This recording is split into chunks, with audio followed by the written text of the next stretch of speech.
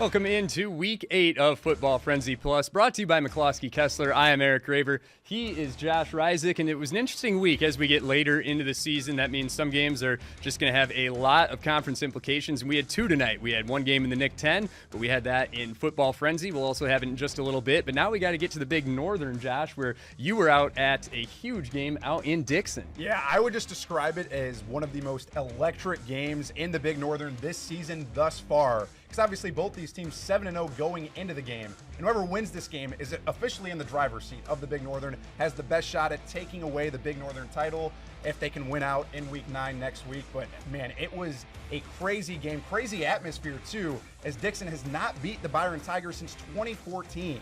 And really, we haven't seen anyone test the Byron Tigers, and it's been so long. Last time I remember a regular season game, they struggled. That was back in my first game I ever covered against Stillman Valley in overtime. So let's get into this game with the Dixon Dukes, where we had a huge showdown between the two of them. Once I can get this video going, there we go. Josh, take it away. Yeah, obviously, in the Dixon Dukes running through the purple smoke per usual, hoping to give the Byron Tigers the smoke since they haven't beat them since 2014, as Byron looks to continue business as usual. Nothing much on the first two drives for Byron and Dixon, but how about Colin Shaner on the audible calling check Scorpion, seeing something on the defense, then dots up Gabe Rowley here, and he does the rest. Look at him juking out some defenders, getting a big extra gain. I'm pretty sure he got about 40 yards on that play. Very next play, Shaner again looking to pass. How about this dot to Eli Davidson for the 35-yard touchdown? And who would have thought Dixon up 7-0 to start drive the game. Right there. Yeah, seriously. 3 seconds before the end of the first, though,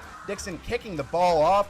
Liam Connell for Byron here gets the return as he looks to make something out of nothing. But right here, he fumbles the ball to give the Dukes the ball right back after scoring. Dixon with all the momentum here on a 3rd and 1. They give it to who else but Landon Kanegi, plowing through the Byron defense, and he picks up the touchdown to put the Dukes up 14-0. 14-0. Yeah, How firing about that? up that Duke Superfan section. But then Braden Knoll trying to bounce back, carrying the load for the Byron Tigers, picking up a big gain here on 3rd and long to get a first down for the Tigers. Few plays later, Knoll gets the ball again on the pitch here from Talbert.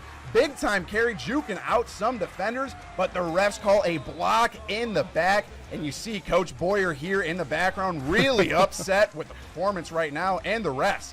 But keep it rolling from the 7 with 6 seconds before halftime. Talbert dots up with Braden Knoll here in the end zone to make it a 14-7 game going into the half.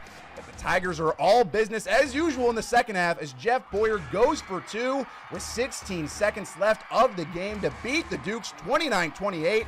And all the Byron fans know is that it is in Boyer we trust as Byron wins the game by 1 point. What a game out in the Big Northern. Those two just trading haymakers all night long. Now we got to take you to a big Nick 10 matchup, senior night for the Belvedere North Blue Thunder, and a big shout out to their AD, Jody Flynn, calling it a career next week, retiring after some great work, and a big one at Milt Brown Stadium tonight between the Blue Thunder and Hononegah. B North, they would have to punt in their opening drive. Big time sack there from Xander Swanson on 3rd down. Hano just marches all the way down the field, handed off to Brock Anderson, and he is in to give Hano first lead of the game. Now B North trying to get to work. The rare passing game here. Nolan Benny, nice play, out just at the 1-yard line. So the quarterback, Andrew Bucci, punches it in, and we have ourselves a tie ball game at Milt Brown. Now sticking with the B North offense. Not used to seeing the passing game working so well for him, but look at that spiral. Big time play out at the 1-yard line again. The B North fans are fired up. They want another touchdown, and they want the lead, and so does Andrew Bucci. He is in again, and B North is out in front heading into the second half. The Blue Thunder march their way right down the field in their opening drive, and Bucci in again, pointing right at you. Not 1, not 2, but 3 touchdowns for number 12 on the night, counting them up just to make sure. But Hononegah with 2 fourth-quarter touchdowns to come back and win this one. They're trailing by 2 scores. They are able to come back and win it 22-19, the final, to hand B North their first loss of the season. Now jumping over to Oregon in Rockford Lutheran, an interconference matchup hosting the 4-loss Oregon team. First drive, Jumbo quarterback Daniel Ballard gets a carry. This kid is physical, picking up yards after contact to make it a first down. Next play, Daniel Ballard again handing it off, this time to the fullback, Zyler Walton, blasting his way in for the 7-0 lead for the Crusaders to lead on their opening drive. Looks like it might be a long night for the push-ups on the cheer squad, so after an Oregon 3-and-out, Daniel Ballard again with an outside run, but this time he gets the angle around the corner and lets his speed do the rest to get the Crusaders in full control, now up 14-0. Later in the third, now Oregon needy, but Caden Goley explodes to kill any sort of comeback. Rockford Lutheran winning this one easily, 24-0. Crusaders improved to 5-2 on the year. How about that?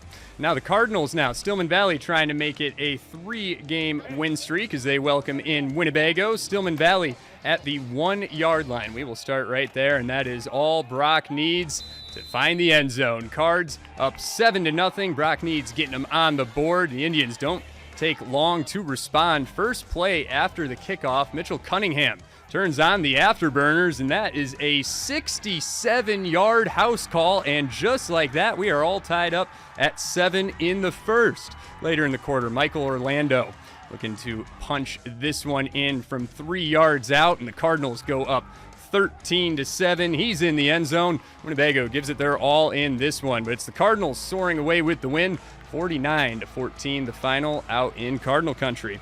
We had one other big Northern matchup as well out in Rock Falls with Genoa Kingston and the Rockets going head-to-head. And the Cogs pick up yet another win, 25-13. Big win for the long trip out there for GK.